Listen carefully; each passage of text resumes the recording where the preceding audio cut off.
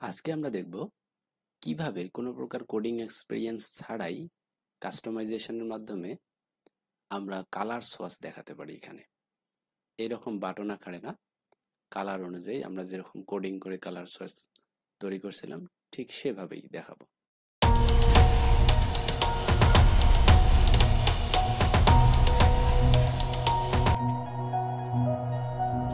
So এটার জন্য আপনাকে একটা ডন থিম নিতে হবে। ডন থিম নিয়ে প্রথমেই আপনাকে চলে যেতে হবে এই প্রোডাক্টটা যেটা আছে সেটাকে এডিট অপশনে যেতে হবে। আমরা প্রোডাক্টের এডিট অপশনে চলে আসছি। প্রোডাক্টের এডিট অপশনে এসে আমরা যদি একটু নিচের দিকে লক্ষ্য করি, এই জায়গায় ক্যাটাগরি নামে একটা এক্সট্রা ফিল্ড আমাদের এখানে চলে আসছে, যেটা আগে ছিল না। এবং আমরা যদি নিচের দিকে আরো স্ক্রল করি, এখানে আমাদের দুইটা ভেরিয়েন্ট অলরেডি অ্যাড আছে, একটা হচ্ছে সাইজ, একটা হচ্ছে কালার। এটা যদি না থেকে থাকে তাহলেও আমরা এই কাজটা করতে পারবো, যদি থাকে তাহলে এটাকে আমরা এখানে এডিট করতে পারবো। ওকে।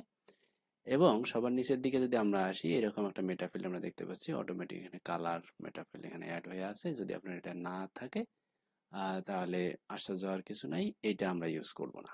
ওকে।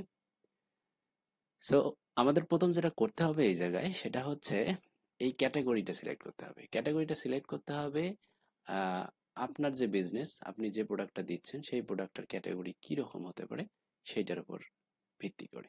ওকে। তো এটার জন্য আপনাদের প্রথমে যেটা করতে হবে, এইখানে আমরা সিলেক্ট করব এবং একটা জিনিস মাথায় রাখতে হবে যে আমি সিলেক্ট করতে যাচ্ছি যে এমন একটা প্রোডাক্ট যেখানে কালার সোয়াচের প্রয়োজন হয়। যেমন হচ্ছে অ্যাপারেল অ্যান্ড অ্যাক্সেসরিজ, এটা একটা ক্যাটাগরি। এটার ভেতরে আমরা যাব ক্লোথিং এ। ক্লোথিং এ আমরা এখান থেকে যে কোনো একটা সাপোজ প্যান্টস আমরা সিলেক্ট করে নিলাম। ওকে। আচ্ছা, ভালো কথা।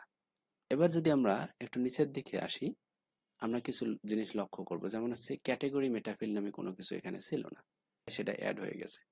তো ক্যাটাগরি মেটাফিল্ডে আমরা একটা জিনিস দেখতে পাচ্ছি যে কালার। এটা যদি আপনি না দেখেন তাহলে এই জায়গায় এই সিরিয়ালে দেখবেন প্রথমবার, সেখান থেকে সিলেক্ট করলে এরকম কালার অপশন একটা চলে আসবে সামনে। এবং এইখানে যদি আমরা ক্লিক করি তাহলে আমাদের এখানে কিছু মাল্টিপল ডিফল্ট কিছু অপশন থাকবে, যেটা হচ্ছে আমরা উপরে দেখতে পাচ্ছি যে আমাদের কালার অনুযায়ী এখানে অটোমেটিক আছে।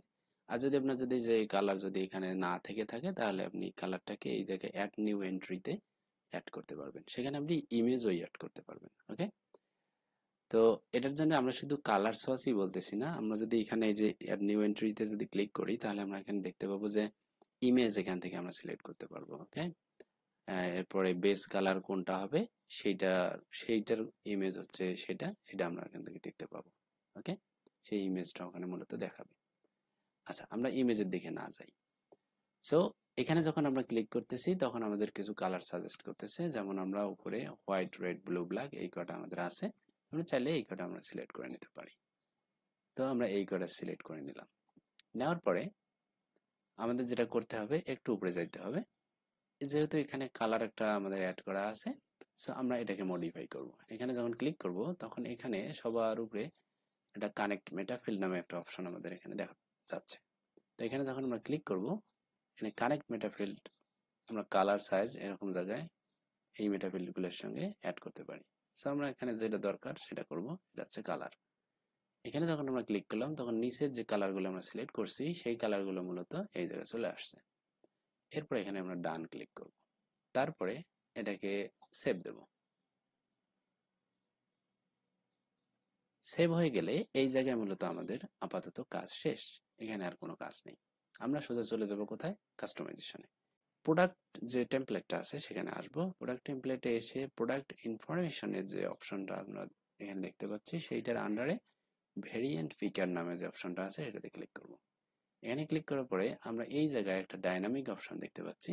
সেই ডাইনামিক অপশনে যখন আমরা ক্লিক করব তখন এখানে আমাদের সাজেস্ট করতেছে যে ক্যাটাগরি মেটাফিল্ড কালার, যেটা আমরা প্রোডাক্টের জন্য অ্যাড করছি। এখানে যখন আমরা সিলেক্ট করব তখন এই জায়গায় অটোমেটিক আমাদের যে কালার যে অপশনগুলো সেটা মূলত এখানে চলে আসছে। ওকে।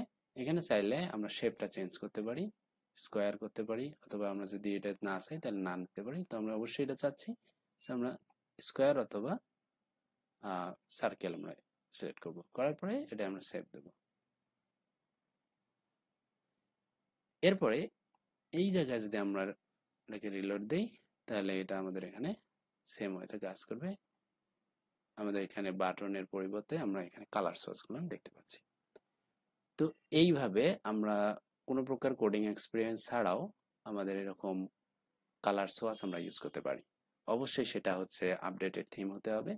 আর যদি পুরনো কোনো থিম হয় সেই ক্ষেত্রে হচ্ছে এটা ডেভেলপমেন্টের কাজ করতে হবে এই মেটাফিল্ডের জন্য। ওকে, সো সেটা হচ্ছে ভিন্ন বিষয়। তো এই নিয়ে আমরা মূলত একটা ডিটেলস একটা আর্টিকেল আমাদের softpico.com এখানে দেওয়া আছে। আপনারা চাইলে এটাকে ফলো করতে পারেন, এটা দেখতে পারেন। আই থিঙ্ক এটার পাশাপাশি ভিডিওটা দেখলে আপনারা বেশি বেনিফিটেড হবেন। ওকে, তো আর্টিকেলে আমরা মূলত এখানে ডিটেলস সবকিছু এখানে আমরা দিয়ে দিছি স্ক্রিনশট সহ। আপনি চাইলে এই আর্টিকেলটা পড়ে নিতে পারেন। ওকে, তো আজকের বিষয় মূলত ছিল এটাই। কথা হচ্ছে অন্য কোনো টপিক নিয়ে, অন্য কোনো বিষয়ে, অন্য কোনো দিনে।